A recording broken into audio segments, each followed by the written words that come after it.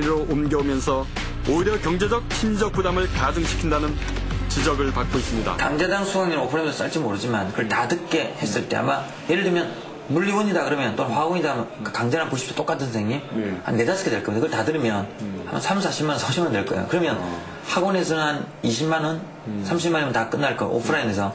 실제 이거 다 해보면 인터넷 강의가 또 엄청나게 그런 이제 함정이 있죠.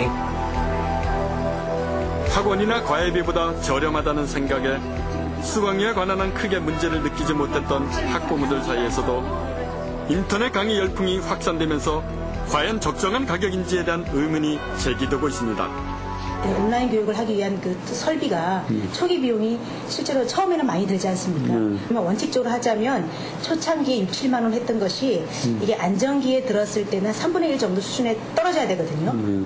아시다시피 그 강좌라는 건 한 번 등재하면 수십만 명이 같이 볼 수 있고 또 1년 동안 돌릴 수 있기 때문에 그런 그 창출되는 그 수익에 비하면 지금 현재 단가가 너무 비싸다.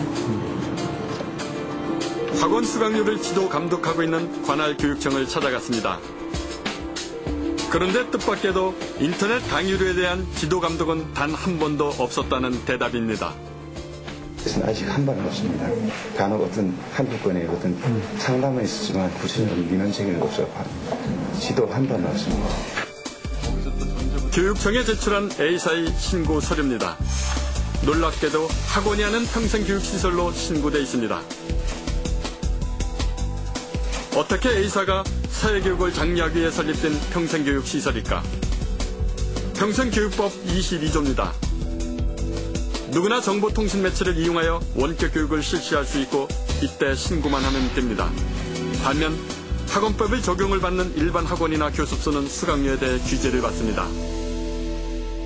저도 처음에 솔직히 여기 와서 뭐 온라인 같은 게 평생교육시설로 돼 있어서 제 개인적인 우리 집시 학원인데 학원인데 평생교육시설이니까 그러면서 이렇게 이제 봤더니 이 법을 가지고 신고한 또 많다.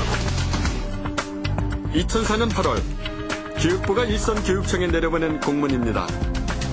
유료 인터넷 입시 업체들이 학원인지 평생교육시설인지 논란이 있는 가운데 교육부는 초중고생을 대상으로 한 원격교육 형태의 평생교육시설에 대하여 관련 절차에 따라 신고할 수 있도록 설립 근거를 마련해 준 것입니다. 일반 학원과 달리 각종 규제로부터 자유로운 A사의 경우 과연 평생교육시설인지 전문가에게 물었습니다. 교육 전문 법률가로 활동해온 송병춘 변호사는 A사의 신고 서류를 검토한 뒤 입시 과목을 가르치는 업체가 어떻게 평생교육시설이 될 수 있느냐며 단호한 입장을 밝혔습니다.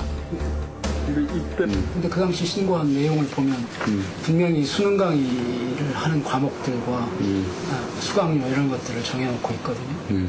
그러니까 이렇게 명백히 과외교습을 하는 것에 불과한 이런 시설을 평생교육법에 의한 평생교육시설로 신고를 받았다는 것은 이건 사실 편법이고 또 교육부가 이런 그 편법을 스스로 다 알면서도 너무 명백한데도 조장한 것이죠. 인터넷 수능 강의 업체들을 평생교육시설로 묵인했던 교육부. 지금은 어떤 입장일까? 이것에 대해서는 순수한 의미 평생 학습이라고 보기도 어렵고 일반 사교육의 연장이라고 봐야 되기 때문에 이건 일반 학원과 동렬해 놓고서 어떻게 편리한 방안을 찾으려고 합니다.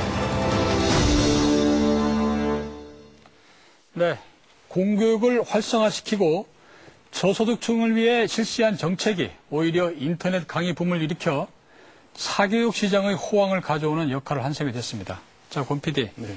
자, 이 교육부가 용역을 의뢰한 보고서에는 수능 강의에 대한 문제점은 물론 이 해결, 이 개선 방향까지 내놓고 있지 않습니까? 네, 그렇습니다. 그렇다면은 교육부도 이미 문제점을 알고 있었다는 얘기 아닌가요? 네.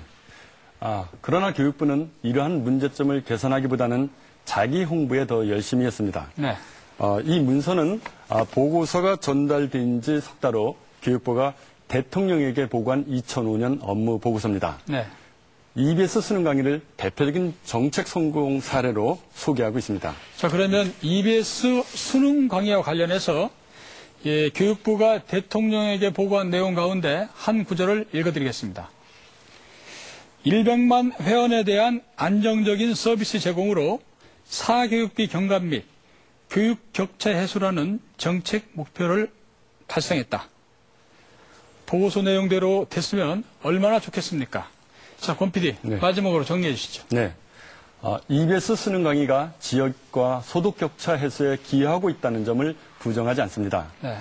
오늘 우리가 문제를 제기한 가장 큰 이유도 사교육을 받지 못하는 바로 그 학생들 때문입니다.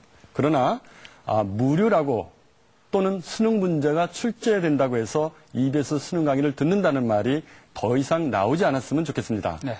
학생들에게 도움이 되는 충실한 내용과 형식으로 누구나 듣고 싶어하는 강의가 되기를 바라고, 그래서 정부가 목표한 대로 교육 양극화를 해소하고 사교육을 줄이는 성공적인 정책으로 거듭나시길 바랍니다. 자, 권 PD 수고 많았습니다.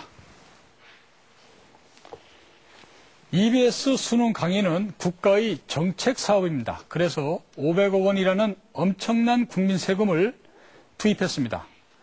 오늘 제작진이 학교 현장에서 만난 교사와 학생들의 목소리가 극히 일부 이야기라고 생각하십니까? 성공적인 정책이라는 평가만 내릴 것이 아니라 왜 불만의 목소리가 나오는지 파악하는 것도 정책 당국의 몫이라고 생각합니다. 제작진이 오늘 프로그램을 준비한 것은 EBS 수능 강의가 사교육을 줄이고 교육 양극화를 해결할 수 있는 가장 강력한 희망이 될 거란 기대 때문입니다. 그 희망을 아직은 버리지 않겠습니다. 오늘은 여기서 마치겠습니다. 감사합니다.